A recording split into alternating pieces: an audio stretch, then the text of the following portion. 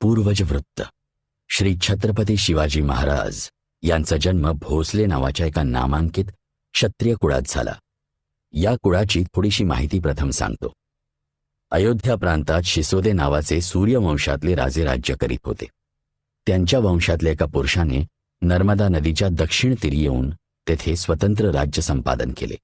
पुढे शालिवाहन शतकर्ता राजा झाला. त्याने त्याचा वंशजाचा पराजय करून त्याचे राज्य हिरावून घेतले.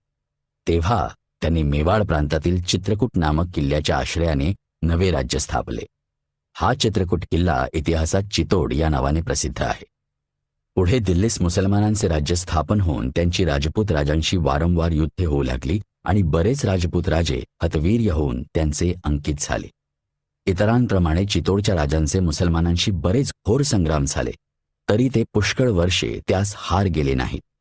या चितोडच्या गादीवर लक्ष्मणसिंह नावाचा राजा राज्य करीत असता सन 1275च्या सुमारास दिल्लीचा मुसलमान बादशाह अल्लाउद्दीन खिलजी याला असे कळले की चितोडच्या राजाच्या चुलत्याची पद्मिनी नावाची एक अतिशय सुंदर स्त्री आहे. ती मिळवावी म्हणून त्याने चितोडास मोठ्या सैन्यानिशी वेढा दिला. राजाने किल्ला बरेच दिवस लढवला, पण शत्रूंपुढे आपला टिकाव लागत नाही असे पाहून तो आपल्या लोकांनिशी त्याच्यावर तुटून पडला. या रणकंदनात 1400 राजपूत प्राणास मुकले आणि किल्ला शत्रूच्या हाती लागला.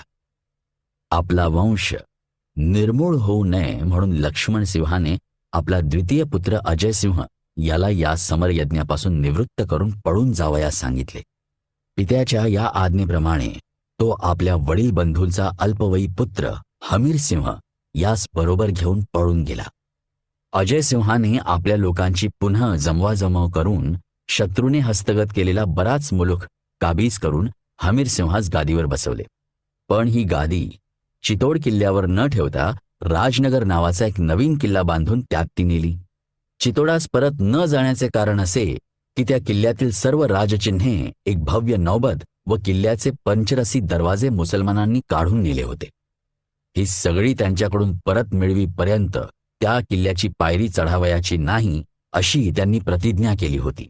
त्याप्रमाणेच ज्या शत्रूंच्या पायी त्यांच्या घराण्याचा असा भयंकर संहार झाला व वडिलांच्या गादीचा असा धुव्वा उडाला, त्यांचा पूर्ण पराभव करून सूड उगवीपर्यंत आपले निशाणे मागून चालवावी, ताटात भोजन करू नये, पलंगावर निजू नये, शमश्रू करू नये असा त्यांनी नियम केला. हा यवनद्वेष शिसोदे राजवंशाने पुढे असाच चालवला.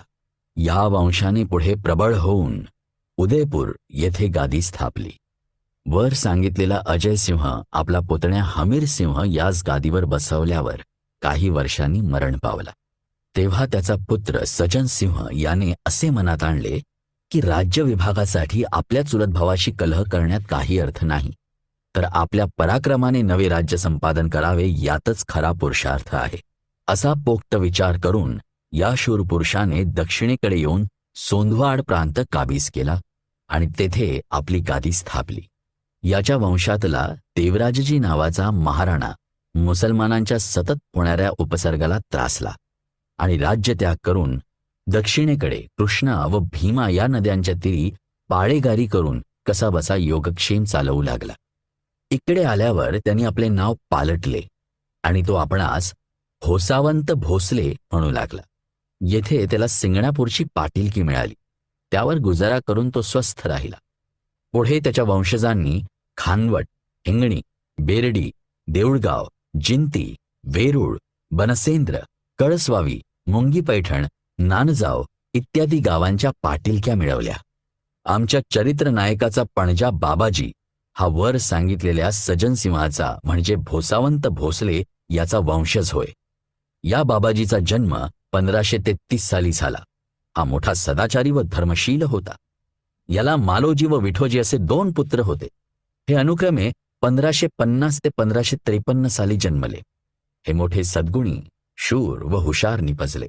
हे वयात येऊन संसार पाहू लागले असता देऊळगाव जो त्यांच्या वतनाचा गाव, तेथील शेतकऱ्यांचे व यांचे जमिनी संबंधाने तंटे उपस्थित होऊन यांचे त्यांच्याशी पटेना. यास्तव ते तो गाव सोडून दौलताबादाजवळ वेरूळ गावाचे वतन मिळवून तेथे राहू लागले. पण हे उत्पन्न खाऊन स्वस्थ राहण्यात काही पुरुषार्थ नाही. तर आपल्या अंगची धमक व हुशारी यांचे योग्य चीज होईल असा काहीतरी व्यवसाय पाहावा असे त्यांनी मनात आणले आणि सिंदखेडचा देशमुख लखोजी जाधव हा त्यावेळी अहमदनगरच्या निजामशाहीत 12,000 स्वरांचा मनसबदार होता. त्याच्या पदरी त्यांनी 1577 साली बारगीरची नोकरी धरली.